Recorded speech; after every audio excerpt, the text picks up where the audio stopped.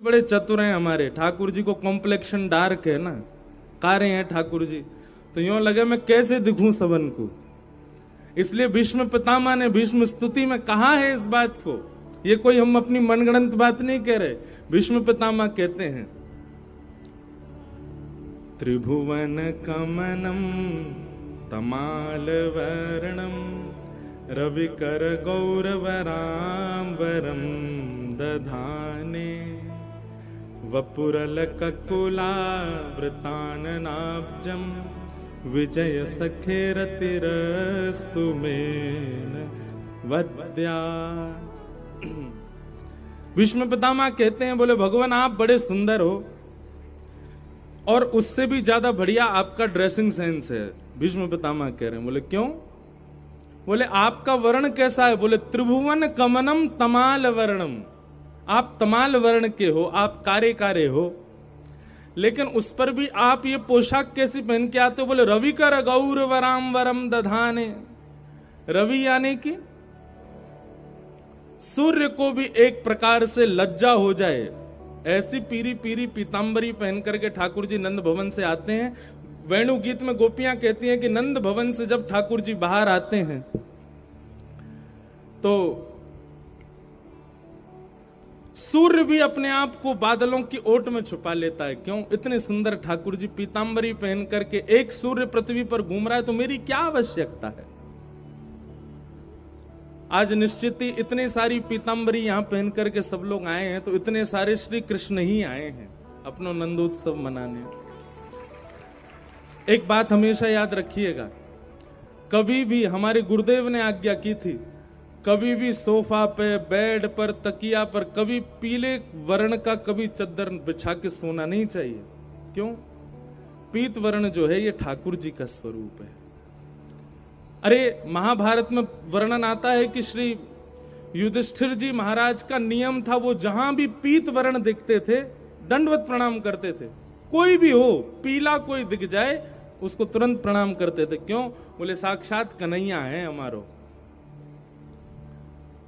एक बार कौरवों ने, बाल्यकाल की बात है, कौरवों ने गधा को पीले कपड़ा पहना करके, पीले वस्त्र में ढक करके और युधिष्ठिर के मार्ग में छोड़ दिया। भैया बोलो मत, सब लोगों से बोल दो, यहां बोले नहीं कोई भी। तो कौरवों ने पीले वस्त्र में ढक करके गधा को छोड़ दिया। युधिष्ठिर जी महाराज भ्रमण करते करते गए और अपने नियम के अनुसार पीत देखते ही उन्होंने प्रणाम किया। कौरव सब हंसी उड़ाने लगे, देखो देखो गधा को प्रणाम कर रहा है।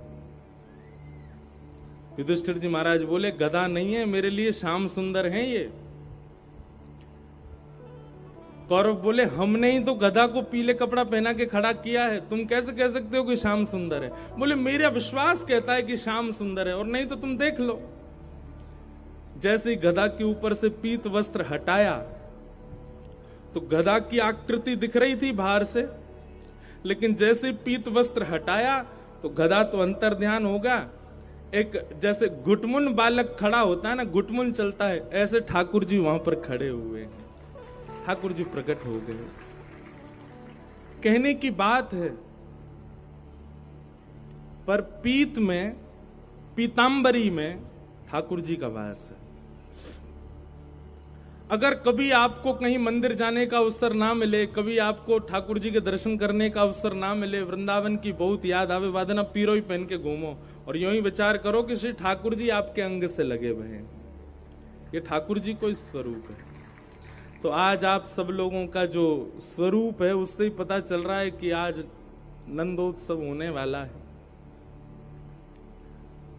मैं कथाओं में कहा करता हूं कि हमारी बाह्य आवरण से हमारी स्थिति पता चल जाए, इसको भक्त लक्षण कहते हैं।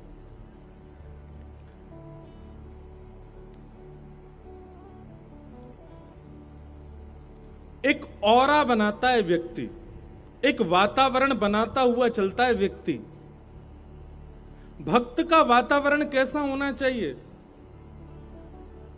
उस भक्त की उपस्थिति से आसपास वालों के चित्त में भी कृष्ण भक्ति प्रकट हो जाए, तब समझो कि वो भक्त है। मीराबाई बहुत सुंदर थी, इतनी सुंदर थी कि महाराज कोटि कोटि नवरत्नों को भी वार दिया जाए मीराबाई पर तो भी कम पड़े, इतनी सुंदर थी मीराबाई। पर मीराबाई का स्वरूप सौंदर्य कैसा था?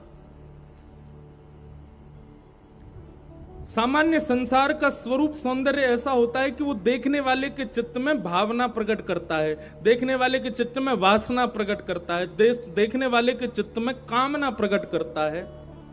पर मीराबाई का स्वरूप कैसा था? इतनी सुंदर थी कि मीराबाई को देख करके यदि किसी के चित्त में काम भी होता था ना, तो काम मर और जाता था, प्रकट तो बहुत दूर की बात है। मीराबाई का जब ब्याह हो गया तो जहां ससुराल था मीराबाई का, वहां संतों की भीड़ लगने लग गई। तो आपके पतिदेव ने जाकर के संतों से पूछा कि आप लोगों को ऐसा मीराबाई में क्या दिखता है कि आप देखने के लिए चले आते हो? तब सब लोग कहते, बोले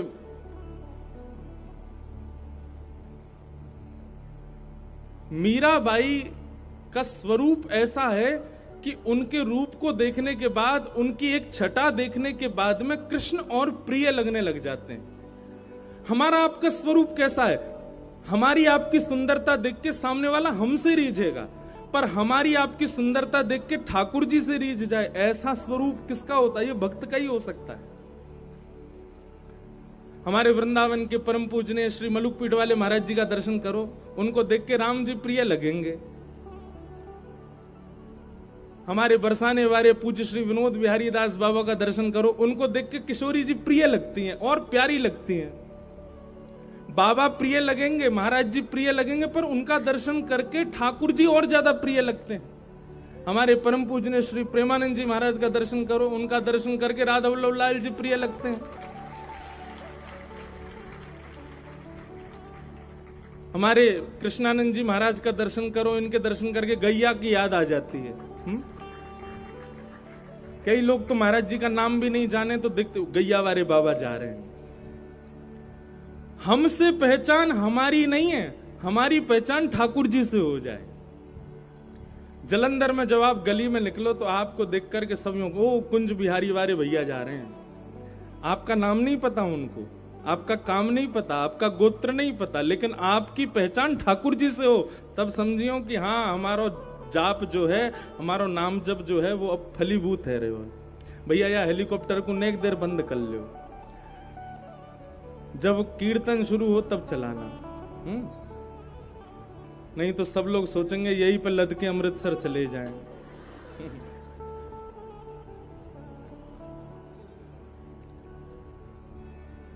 जिन भेषा मारो सावरो रीझे, जिन भेषा मारो सावरो रीझे। आज जो आप लोगों का भेष है, ये किसी पति को रिझाने के लिए नहीं, किसी पत्नी को रिझाने के लिए नहीं, किसी मित्र को रिझाने के लिए नहीं, किसी पड़ोसी को रिझाने के लिए नहीं।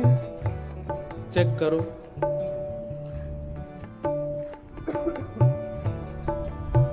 किसके लिए है आज का स्वरूप? जिन भेषा मारो सावरो रीझे, जिन भेषा मारो सावरो रीझे, जिन भेषा मेरो गिरधर रीझे, जिन भेषा मेरो गिरधर रीझे। मैं सोही भेष धरूंगी, तो मैं तो सोही भेष धरूंगी, हाँ मैं तो सोही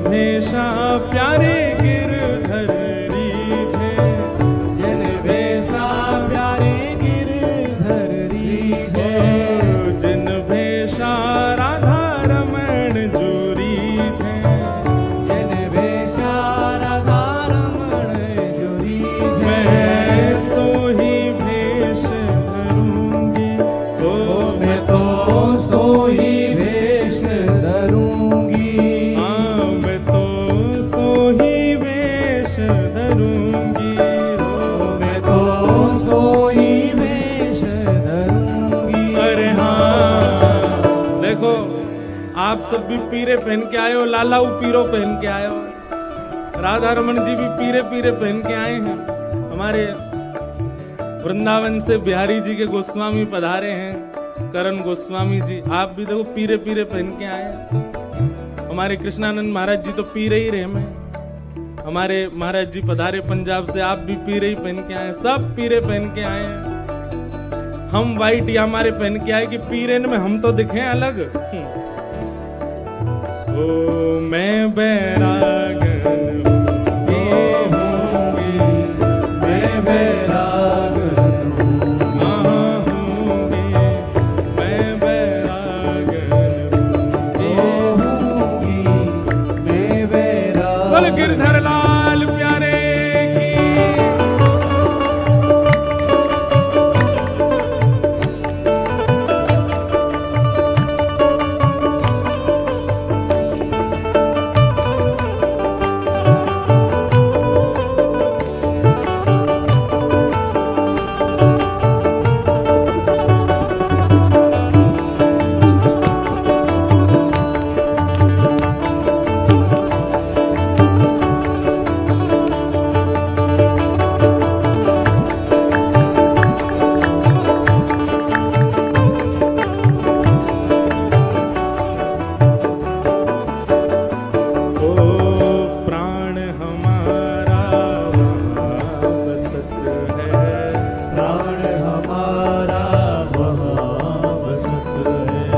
गला बैठा है, आप लोग गाओ।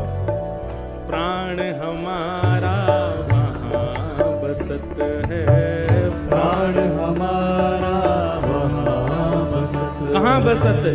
प्राण हमारा वृंदावन बसत है, प्राण हमारा वृंदावन बसत है, प्राण हमारा वृंदावन बसत है, प्राण हमारा वृंदावन और बसत है। ओ यहाँ तो खाली हो, यहाँ तो खाली हो, यहाँ तो खाली हो,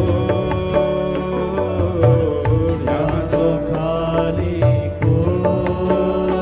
ओ मात पिता परिवार सोई है, मात पिता परिवार सोई है, मात पिता परिवार सोई है, मात पिता परिवार सोई है।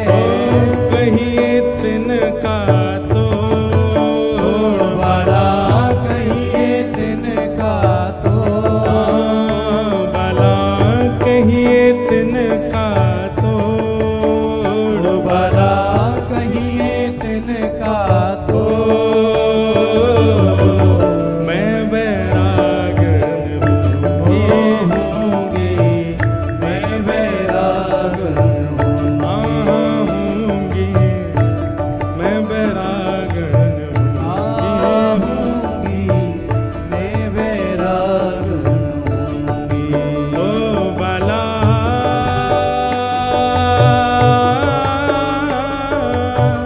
मैं बैरागन होंगी, होंगी, मैं बैरागन होंगी, मैं बैरागन होंगी, मैं बैरागन होंगी, मैं बैरागन।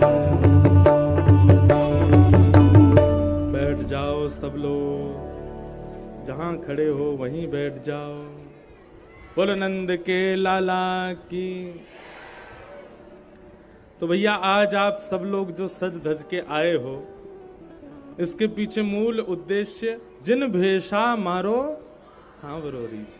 और एक बात बताएं आपको, आज वास्तव में आप सब लोगों का स्वरूप ऐसा लग रहा है कि अगर आप यहां से बाहर जाएंगे तो कोई व्यक्ति आपको देखे जो कथा भागवत से विलग है, उसके चित्त में भी कृष्ण भक्ति थोड़ी तो जगेगी। अगर हमारा नित्य का श्रृंगार ऐसा ही हो जाए, क्यों संत महापुरुषों को देख करके ठाकुर जी प्रिय लगते हैं? क्यों वृंदावन के ब्रजवासी देख करके हमको बिहारी जी अच्छे लगने लगते हैं? क्यों? क्योंकि उनका स्वरूप जो है वो किसी लोकजन्य को रिझाने के लिए नहीं है, वो ठाकुर जी को रिझाने के लिए। इसलिए उनको जो देखता उसको भी ठाकुर जी प्रिय लगते हैं। इसलिए भैया हफ्ता में रोज तो नहीं पर एक दिन तो ऐसा अपना स्वरूप बनाओ जिससे आप देखने से ही लगो कि आप वृंदावन से प्रेम करते हो, आप ठाकुर जी के प्रिय हो। हमारे कई वैष्णव यहां पर बैठे हैं, वो सब उर्दपुंड लगा करके आए हैं। भाई लोग सब बात मत करो, इशारे इशारा में सारी व्यवस्था संभालो। आज तो गर्मी लग रही है महाराज, जलंधर में आनंद ही आनंद है रोए। चौथो दिना कथा को भयो नहीं है कि और लंबो पंडाल है गयो है और इतनी जनता आ रही है भैया, इतनी भीड़ आ रही है। जो भीड़ ना आ रही है ये सबरे ब्रजवासी आ रहे हैं भैया। लाल की जय। ये सब वो ब्रजवासी हैं जिनके चित्त में ब्रज विराजमान है, जिनके चित्त में वृंदावन बैठा है, वो सब यहां आ रहे हैं। और आज परम सौभाग्य है कि वृंदावन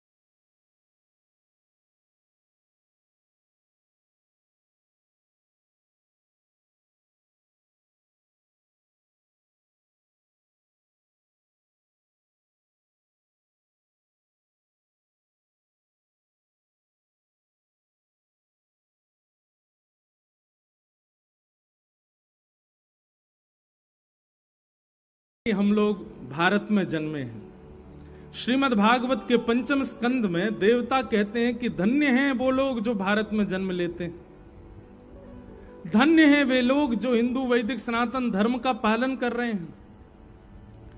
तनिक से लोभ में आकर के आज पंजाब के लोग और हमारे भारत में कई प्रांत के लोग अपने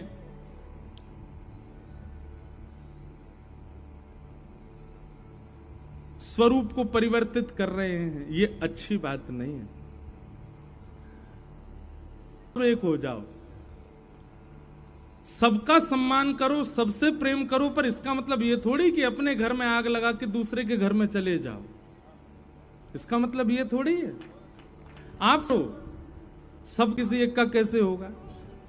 मान लीजिए कि आपने धर्म परिवर्तन कर लिया और उसके बाद में मृत्यु के बाद में गति तो मिलती है, तो गति मिलने पर भी संकोच होगा सोचने वाले को। क्यों? बोले इसको कहां भेजें? क्यों? जन्म से तो ये कहीं और का है और अभी कर्म से कहीं और का बन गया है। वहां पर भी असमंजसी बनी रहेगी और असमंजस के कारण कोई गति नहीं मिल पाएगी। अरे कहां तक कहें, देवता भी ये सोचेंगे ये इंसानों में वहां पृथ्वी पर जाकर के भी एक का नहीं रह पाया, तो यहां आकर के एक का कैसे रहेगा? हम ज्यादा इन सब विषयों पर बोलना हमारा अभ्यास भी नहीं है, लेकिन आज कई संतों ने भी हमको यहाँ का दुख बताया और जलंधर और अमृतसर तो उसके लिए मुख्य केंद्र बिंदु बताए। हमने कहा महाराज जी, हमारी वाणी से अगर इसका लाभ आज के युवाओं में और आप सब लोगों में अगर हो सके तो भैया हम कहेंगे, कम से कम आप लोग प्रयास करो। देखो, आप प्रयास केवल इतना कर सकते हो, अब जो चले गए वो तो नहीं आने वाले, आ जाएं तो भगवान की कृपा, लेकिन जो हैं उनको तो बचा के रखो। जो आने वाले हैं, जो आने वाली जनरेशन है, क्यों जा रहे हैं दूसरे के यहां? क्योंकि अपने यहां का ज्ञान ही नहीं है। अपने यहां का जब पता नहीं होता है तभी तो दूसरे की बातें अच्छी लगती हैं। अपने घर में खजाना है, उसका पता नहीं है, लेकिन दूसरे की हीरा, दूसरे की मणि दिख गई है, दूसरे के खजाने दिख गए तो दूसरे के प्रति आकर्षित हो ही जाता है। पहचानिए, बहुत सुंदर है हमारा हिंदू वैदिक सनातन धर्म। इसे छोड़ हम कहां जाएं? हमारा सौभाग्य है कि हम ऐसे कुल में, ऐसी मर्यादा में, ऐसी परंपरा में हमारा जन्म हुआ है। इसलिए भैया, पंजाब के लोगों, आपसे हमारी प्रार्थना है, भारत में पंजाब की जो छवि आज से 20 वर्ष पहले थी वो छवि दोबारा बननी चाहिए। आप लोगों के सामने हम कह तो रहे, हमको कष्ट हो रहा है, पर अब छवि उतनी सुंदर नहीं रह गई है। अब धीरे धीरे लोग बाग पंजाब का नाम सुनते हैं, पंजाब की बातें सुनते हैं तो उनके मन में 2-4 बातें आ जाती हैं। क्या? खान पान गलत हो गया है, वहां के लोग अब अपने देश में रहते नहीं, सब लोग विदेश चले जाते हैं। और तीसरी बात, अब ये तीसरी आ गई, क्या बोले, अब तो अपने धर्म को भी त्याग रहे हैं, दूसरे धर्म में परिवर्तित हो रहे हैं। ऐसी बातें क्यों सुने हम? हमारे आचार्य यहां प्रकट हुए हैं, श्री गुरु नानक देव जी को सब सम्मान करते हैं। हमारे हिंदू वैदिक सनातन धर्म के लोग भी गुरु नानक देव जी का नाम लेते हैं तो महाराज अपना सर झुका करके वंदन करते हैं। मैं भी पंजाब में कथा करने के लिए आता हूं तो जितने हमारी देवियां हैं सबके दर्शन करता हूं, परंतु एक गुरुद्वारे में भी प्रणाम करके जाता हूं, क्योंकि उन्होंने वास्तविकता को प्रमाणित किया। गुरु कौन है? गुरु शब्द है। मैं कल कह रहा था ना कथा में, गुरु को कोई रूप मत मानो, गुरु कोई अंग नहीं है, गुरु शब्द है। इसको प्रमाणित किया हमारे सिख भाइयों ने। हम तो सबको प्रणाम करते हैं, सबको वंदन करते हैं। इसलिए भैया, ये एक पहल जैसी है कि मंगलवार को आप सब लोग इकट्ठे होइएगा और वहां पाठ करेंगे हम लोग हनुमान चालीसा का। हर मंगलवार आप लोगों को इकट्ठा होकर के करना है, कम से कम इसी से ही सही हमारी आगामी पीढ़ी और जो बचे हुए हिंदू हैं उन लोगों में तो ये भावना जगे कि हमारा हिंदू वैदिक सनातन धर्म कितना शुद्ध है, कितना पवित्र है। हनुमान चालीसा कितने लोगों को याद है? हाथ ऊपर करो। देखो, सबको याद है, सबको याद है हनुमान चालीसा। चलो मंगलवार को एक टेस्ट ले लें हम। नहीं, हनुमान चालीसा नहीं सुनेंगे। श्री गुरु चरण सरोज रज निजमन मुकुर सुधार, वरणो रघुवर विमल यश जोदायक फलचार, बुद्धिहीन तनु जान के सुमिरौ पवन कुमार, बल बुद्धि विद्या देव मोह हरौ कलेश विकार। इसका अर्थ बताना है आपको, बताओगे? काय को हंस गए? इतने दिनों से पाठ करते आ रहे हो तो इसका अर्थ क्यों नहीं? आपके अंदर जिज्ञासा ही नहीं उठ रही है अपने धर्म को पहचानने की। हम रट्टू तोता की तरह रट ले रहे हैं बस बातों को, सत्य बता रहे हैं। आप केवल हनुमान चालीसा की व्याख्या, उसका अर्थ, उसका भाव हिंदी अनुवाद मत पढ़िएगा। हिंदी अनुवाद में तो यथार्थ लिखा होगा, जो है वो वैसा। किसी गुरु मुख से सुनिएगा, आपको इतना प्रेम हो जाएगा हनुमान जी महाराज से। ऐसे ऐसे अर्थ, ऐसे ऐसे भाव हैं वहां पर। श्री गुरु चरण सरोज रज निज मन मुकुर सुधार, वर्णौ रघुवर विमल यश जोदायक फलचार, बुद्धिहीन तनु जान के सुमिरौ पवन कुमार, बल बुद्धि विद्या देहु मोहे हरहु कलेश विकार। गोस्वामी जी क्या लिख रहे हैं? श्री गुरु चरण सरोज रज निजमन मुकुर सुधार। मैंने गुरुजनों की चरण रज से अपनी मन बुद्धि को थोड़ा सुधारने का प्रयास किया है, और उससे मैं क्या कर रहा हूं, गुरु चरण रज की कृपा से ही वर्णो रघुवर विमल यश। ये मेरा यश नहीं है, ये मैं नहीं लिख रहा हूं, रघुनाथ जी का यश मैंने गुरु कृपा से लिखा है। कौन कह रहे हैं? गोस्वामी तुलसीदास जी लिख रहे हैं, वर्णो रघुवर विमल यश। कैसा यश लिखा मैंने रघुनाथ जी का, जो दायक फल चार, चार प्रकार के फल देने वाला राम जी का यश लिखा। कौन कौन से फल है बताओ? धर्म, अर्थ, काम और मोक्ष। इनको क्या कहते हैं? चतुर्विध पुरुषार्थ। क्या कहते हैं? चतुर्विध पुरुषार्थ। राम जी का यश सुनने से चारों प्राप्त होते हैं। बुद्धिहीन तनु जान के सुमिरो पवन कुमार। हे हनुमान जी महाराज, हम तो आपके एक नादान बालक जैसे हैं। हमारी इतनी सामर्थ्य नहीं कि हम बहुत ज्ञानी हो, हम बहुत योग्य हो। हम तो नादान बालक हैं, हम तो छोटे बालक हैं। दो बालक होते हैं माँ के, एक बड़ा एक छोटा। माँ जब बाजार जाती है तो बताओ बड़े को लेके जाती है कि छोटे को? छोटे को क्यों ले जाती है? क्योंकि छोटा नादान है। बड़े को छोड़ जाती है कि तू घर संभाल लेगा। तो हम कौन से बालक हैं? हम छोटे बालक हैं। बुद्धिहीन तनु जान के सुमिरो पवन कुमार। हे हनुमान जी महाराज, मुझे क्या प्रदान करो? बल बुद्धि विद्या देहु मोहे, हरहु कलेश विकार। मेरे बुद्धि में जितनी भी जड़ता है सबका हरण कर लो हे हनुमान जी महाराज। मुझे बल दो, मुझे बुद्धि दो, मुझे विवेक प्रदान करो, सही गलत की पहचान मुझे मिले। आप अर्थ सहित हनुमान चालीसा पढ़ेंगे ना, हर दिन आपका मंगल होगा। लेकिन हम लोग पढ़ते कैसे? जय हनुमान लोग जाकर राम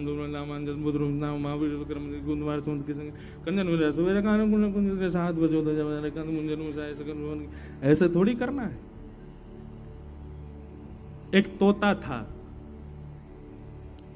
उसका एक पंख कट गया था, तो उसको एक संत अपने यहां ले गए। संत ने मन में विचार किया कि मैं इस तोते को ऐसा ज्ञान तो दे दूं कि ये जीवन में कभी किसी का शिकार ना बने। तो संत ने उसको एक मंत्र याद करा दिया।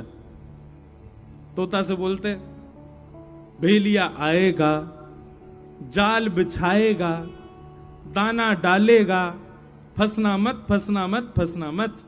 और तोता तो तुरंत रट लेता है। संत जब भी उसकी ओर देखते बोलते, बोलो तोता, तो बोलता भेलिया आएगा, जाल बिछाएगा, दाना डालेगा, फंसना मत, फंसना मत, फंसना मत। संत बोलते अब इसको तुम याद कर लो अच्छे से। तोता ने याद कर लिया। आते जाते हर समय बस यही बोलता, भेलिया आएगा, जाल बिछाएगा, दाना डालेगा, फंसना मत, फंसना मत, फंसना मत। संत बोले अब इसको कोई शिकार नहीं कर सकता, अब ये ज्ञानी हो गया। महापुरुष अपना कमंडल उठाए यात्रा पर निकल गए, तोता को छोड़ गए एक डाल पर। और तोता तो यही बोलता है, भेलिया आएगा, जाल बिछाएगा, दाना डालेगा, फंसना मत। इतने में ही एक शिकारी आया, उसने देख लिया तोता। तोता को देखते ही महाराज जैसे ही उसने जाल बिछाया तो तोता ऊपर से बोला, भेलिया आएगा, जाल बिछाएगा, दाना डालेगा, फंसना मत, फंसना मत, फंसना मत। भेलिया को लगा ओहो ज्ञानी तोता है, ये तो सब जानता है। एक बार को भेलिया उसे छोड़ के चला गया। बोले ये तो जानकार है भैया। अगले दिन भेलिया फिर आया, उसने आकर के फिर से जाल बिछाया तो फिर से वो चिल्लाया, भेलिया आएगा, दाना डालेगा, जाल बिछाएगा, फंसना मत, फंसना मत, फंसना मत।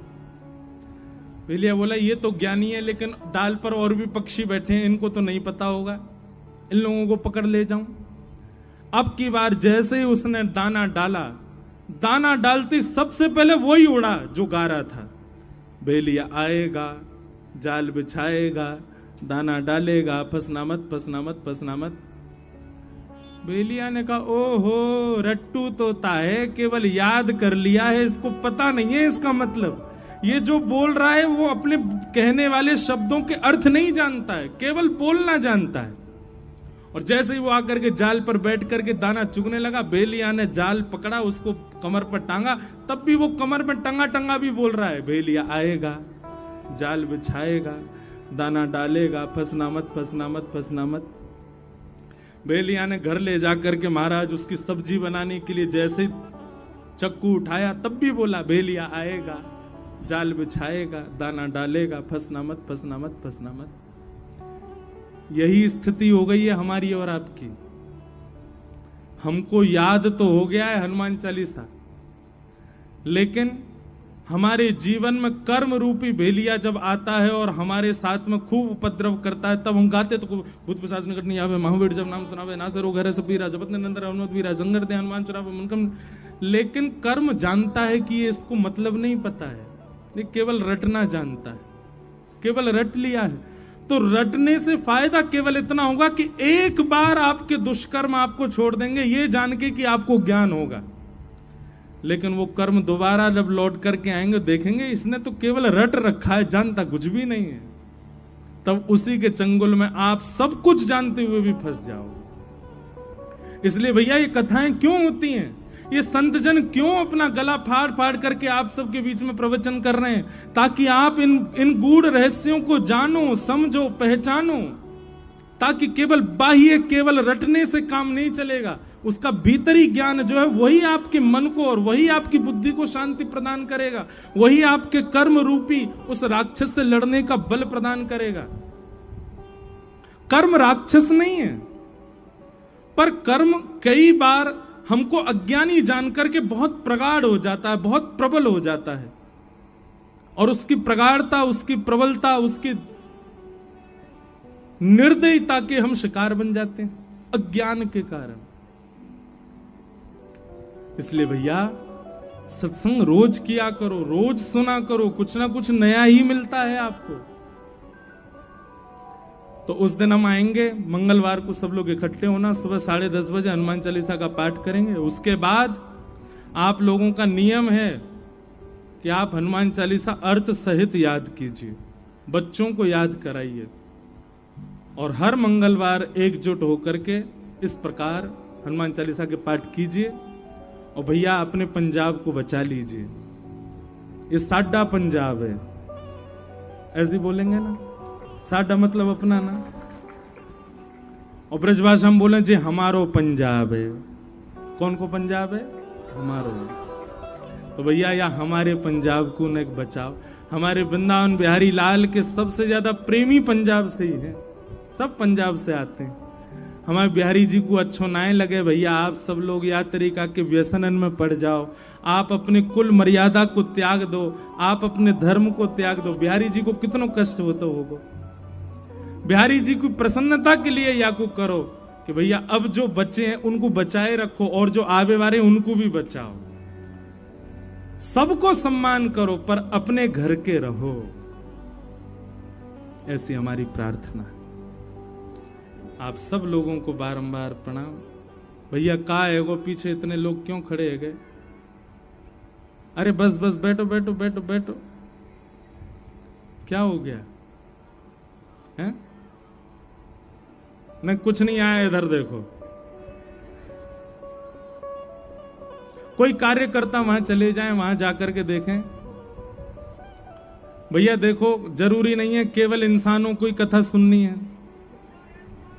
क्या है? चूहा? अरे गणेश जी आए हैं, जय हो गणपति बप्पा मोरया। गणेश जी नहीं दिख रहे, वाहन दिख गया है। वारे भैया श्रोताओं, उनको बैठने दो, कथा सुनने दो, और सुनो सर्प आ जाए तो यूं समझो महादेव आए हैं। इस भावना से सर्प को स्वीकार करोगे तो काटेगा नहीं। बोलो वृंदावन बिहारी लाल की।